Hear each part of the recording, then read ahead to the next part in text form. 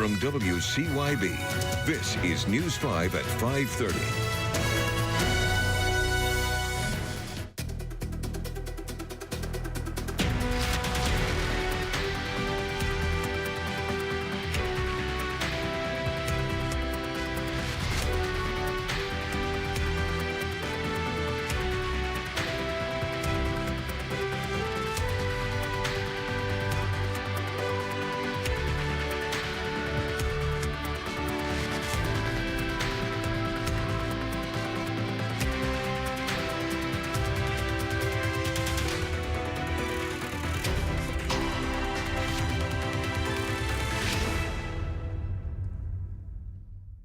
Sponsored by Powell Valley National Bank. Presented by UVA Wise. Okay. Welcome into News 5 at 5:30. We are live in Wise County outside the inn here in downtown. We are on Main Street. They shut it down for us. We're celebrating WCYB's 70th anniversary. And it is a beautiful day. We are happy to be here. And joining us now is the mayor of Wise, also a drummer. Yes. Pretty awesome. You've been playing some music for us. We appreciate that. Tell us just a little bit, what do you love about Wise? Well, Wise is a unique place. There's no place else I think in the United States that's like the town of Wise. But first, before I get started, I want to tell you, we thank you all for being here. We thank you to allow the town of Wise to celebrate in the 70 years of WCYB TV. And we're downtown, as you said, at the historic Wise Inn. So it can't be getting better than this. No, it can't. One of the things I've been mayor. I was mayor in 1990, and I've been mayor off and on many years since then. And I've always thought that the town is two things: it's its citizens and its businesses. And one of the best citizens that we have in our town is the University of Virginia's College at Wise. It has a tremendous impact on us economically. It is a big impact on us, and we really appreciate having that university in our town. We have a lot going on. We have the big glades right down here. We hold concerts year-round. There's always things going on in our town. We've had the Kentucky Headhunters here. We've had Atlanta Rhythm Section. We've had St. Paul and the Broken Bones.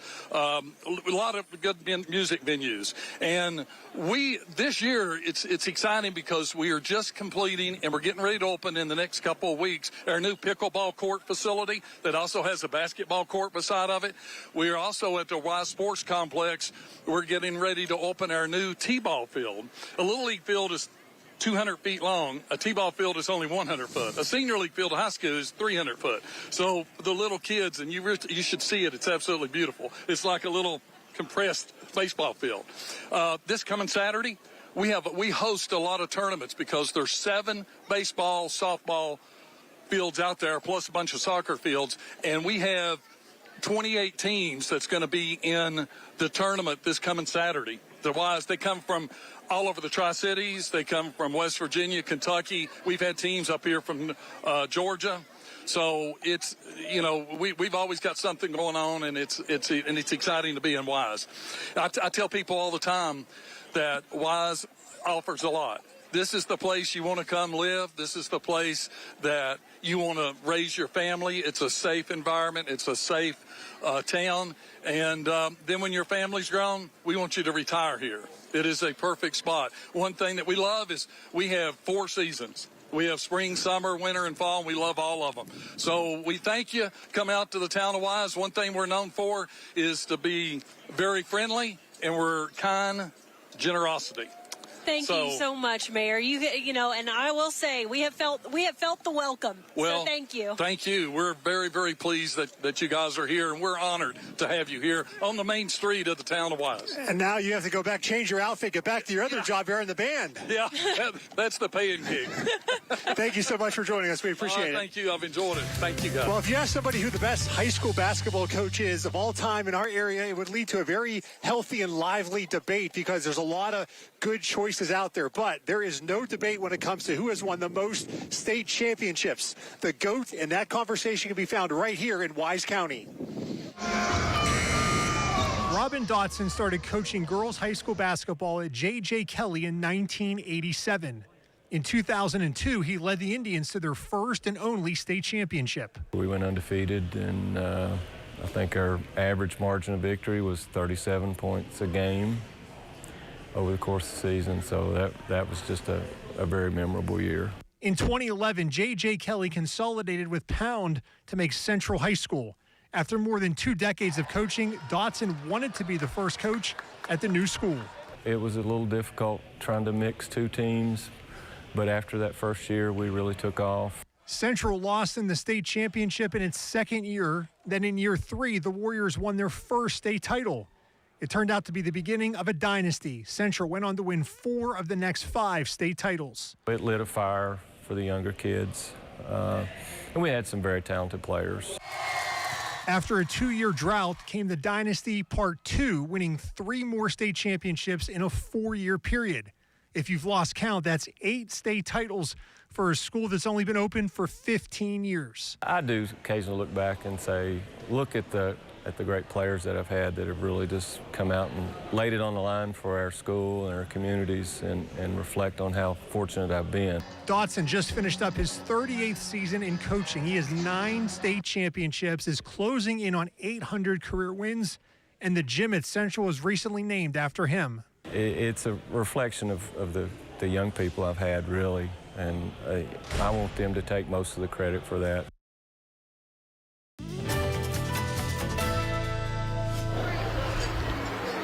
All right, we have some sunshine and warm temperatures in Wise this afternoon, a bit on the gusty side, but it is a nice day overall. Let's take a live look here. This is pointing the camera at UVA Wise. We are actually broadcasting live here in front of the Inn at Wise, but 70 degrees the current temperature. That's not too bad, but a southwest wind currently at 21 miles per hour.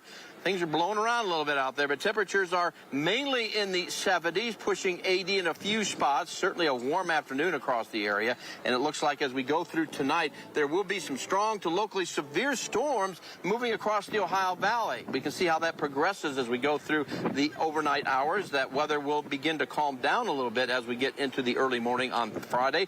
Otherwise, we can expect some of those showers to move in here probably after noon tomorrow, but it is going to be a nice evening, breezy. You can see we're still in the upper 60s to low 70s at 7 p.m., dropping into the 60s by 9 p.m., and then temperatures overnight will only drop down to about 55 to 60. Now, stick around. I've got more on that forecast from Wise, and talking about some really cold air coming our way this weekend. Stick around.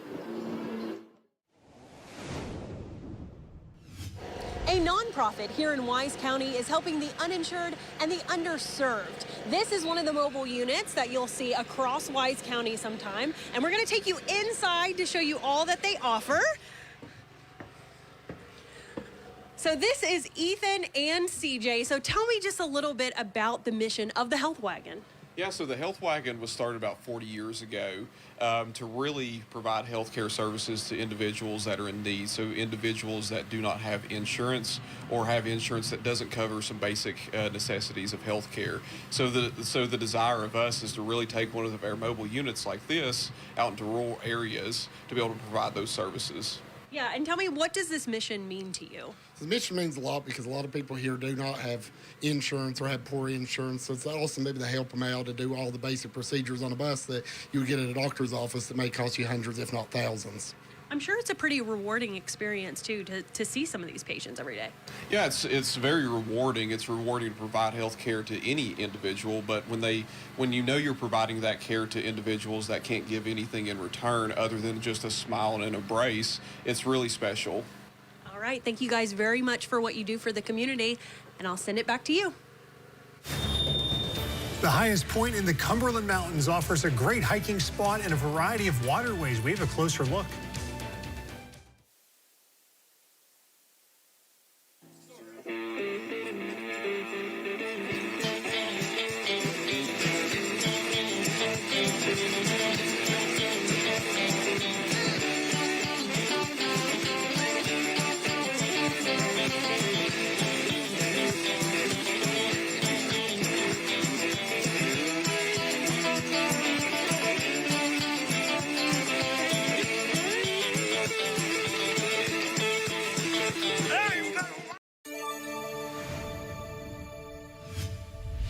2 officers are on administrative leave following an investigation into the Weber City Police Department.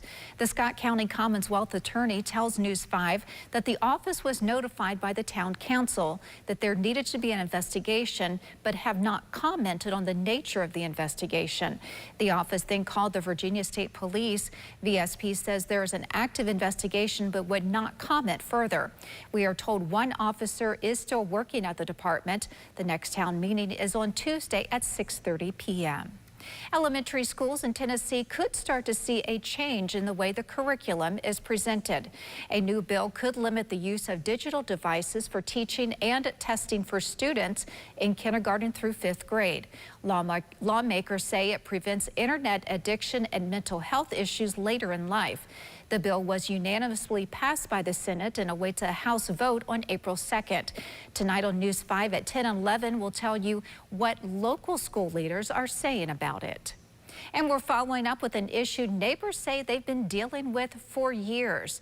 A pump station in Lebanon, Virginia has been overflowing when the power goes out, pushing out sewage into the nearby creek. We first told you this story last May when town officials say they secured funding for repairs. But just days ago, neighbors say the station overflowed again. We'll have an update from the town later tonight on News 5 at 10 and 11. And coming up after the break, we will have more from Wise County for our 70th anniversary Yeartown celebration. We have a closer look at one of the classes offered at UVA Wise that highlights the history of Appalachia.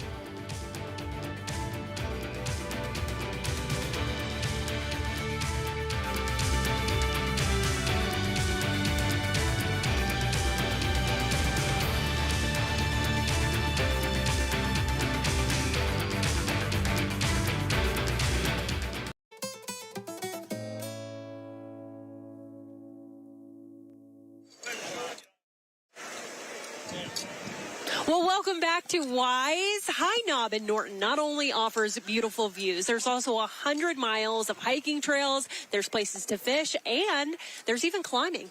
News 5's Lee of Richmond did not do climbing, but he will tell us more about the highest point in the Cumberland Mountains. The High Knob region here in Wise County is home to creatures you can't find anywhere else. And not to mention, it's got some pretty unbelievable views. The natural space spans through the George Washington and Jefferson National Forest. And on a clear day at the tower, standing at more than 4,200 feet, visitors can see 5 states. But below the peak are more wonders. We do have an incredible biodiversity here, especially in the Appalachian Mountains. We have the highest concentration of salamander species here. With more biodiversity across the area, the High Knob Destination Center puts an emphasis on education and outreach. I think it's really important to have even local people and people that are traveling in both know kind of that it's cool for a billion different reasons. At High Knob, Liam Bridgman, News 5, WCYB. This Storm Track 5 weather forecast is sponsored by Eastman Credit Union.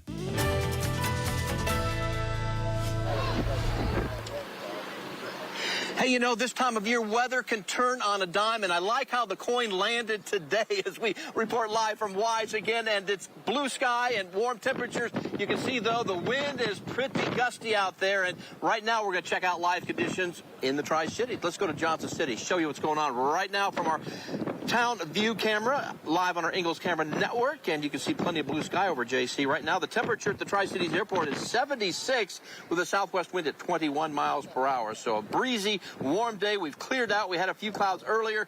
Keeping an eye, though, on some active weather across the Ohio Valley. You can see a severe thunderstorm watch and a tornado watch. That time of year, very volatile situation going on right there. In fact, there's a pretty high risk of some severe weather from near Pittsburgh and Cleveland to north of Cincinnati toward areas just to the northeast of St. Louis. But there is a big temperature contrast with this system. 93 now in St. Louis. We've got currently 26 degrees in Minot, North Dakota. Now, it's not going to get that cold, but it is going to cool off following a passage of this front coming up on Saturday. But tomorrow, clouds will start to increase. We may have some sunshine in the morning across the Tri-Cities. Showers becoming likely first southeast Kentucky, southwest Virginia during the afternoon. By late afternoon into the evening, it looks like showers becoming widespread spread into the Tri-Cities area, and there could be a period of steady rain for a couple of hours, but between 9 and midnight, that precip begins to wind down, and we do expect clearing skies and colder temperatures to quickly move in. Could see a decent amount, not significant, but a decent amount. We need it, about 2/10 to 4/10 of an inch of rain, maybe locally up to a half inch, and temperatures will be coming down. Now, I think we'll still see fairly warm temperatures in the Tri-Cities, most of us in the upper 60s to low 70s. Quiet midday. Showers move in north first, and then in the Tri-Cities by mid to late afternoon, or especially into the evening hours. Temperatures will start dropping across southwest Virginia, for example, Wise, pretty quickly tomorrow afternoon. We'll stay fairly mild in the Tri-Cities through the evening, but we will see those temperatures drop. Low to mid 70s, though, for Greenville, Tri-Cities, Boone, mid 60s for southwest Virginia, and you can see that we will have colder temperatures moving in this weekend, even as sunshine comes back. Gusty winds, highs only in the mid-50s Saturday after lows in the upper 20s to low 30s, and some frost seems likely, even sub-freezing temperatures Sunday as we drop down to near 30, but sunshine in the mid-60s for highs. And it looks like we will warm back up just as quickly as we cool off. Could be a few showers by the middle of next week, but temperatures back to near 80 very quickly. Storm Track 5 weather cameras are sponsored by Ingalls.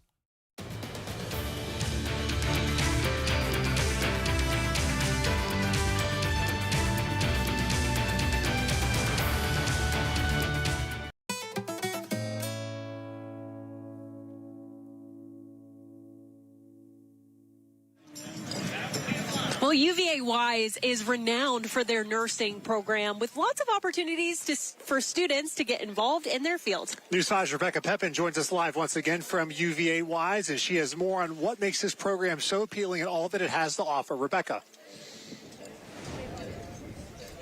It is incredible. They have skills labs and very realistic simulation labs. I'm standing here with senior nursing student Grace Elam and Manica Lucina. Oh my gosh, tell us what this pregnant mama can do. Yeah, so this is Lucina. She's our birthing mannequin, and she actually gives birth. On top of giving birth, we can also do assessments on her. We run vitals, we can run fluids. We do a slew of things with her. A slew of things. Speaking of fluids, I'm glad this isn't smell-o-vision because they can simulate realistic smells. We're talking urine and the other end, and also vomit. All right, go for it. I'm going to smell it. Oh, absolutely accurate. That is disgusting. But you have folks monitoring you behind the glass here, making sure that you're reacting how you're supposed to be reacting. Don't be gagging, right? Yeah, they watch us from behind that. It's pretty strong. Behind that window, and we also have cameras in here that they watch us while they control the mannequin. Okay, let's say we've been through a 16-hour labor, and this is the end result. Oh, my gosh, that is so terrible. All right, what have we got here? This is baby Lucy. She is the weight of an actual newborn, and she actually is birthed by Lucina. Can you feel her? I can Pretty good feel weight, the right? weight. Oh, Yeah. my gosh, incredible. Now, does she poop? No, she doesn't actually poop, unfortunately for our professors, because if they could get one that would, they would get one. Just to spite you all. Yes. All right, during the birthing process, is Lucina screaming at the husband? Yes, they can actually get on a mic and scream through her, and they love to put our male nursing students at the head of the bed to scream at. Oh, my gosh, the victims. Yes. All right. If you're looking for a pediatric nurse, Grace Elam graduates in May. Would you like to stay in the area? Yes, I would. I love this area, and I love my community, and I would love to give back to it. That sounds fantastic. So nice to meet you. We're going to send it back to you all in Wise.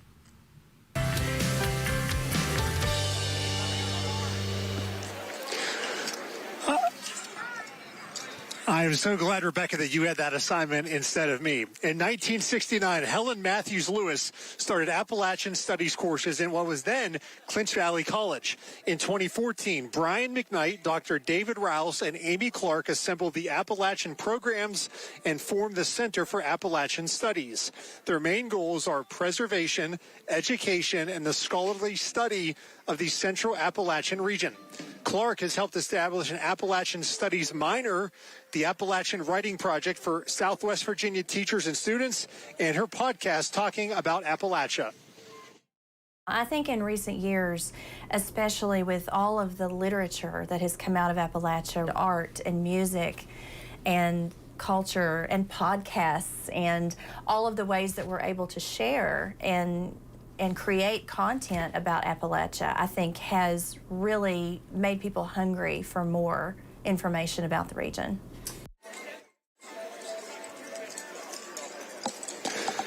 The center is also in the process of digitizing a collection of research materials about the history of the College and Central Appalachian region.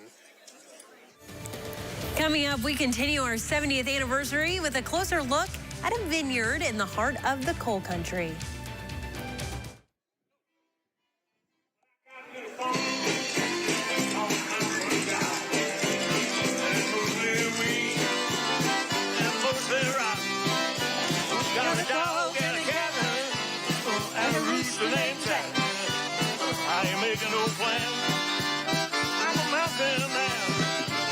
Some people live on the city, some people live downtown.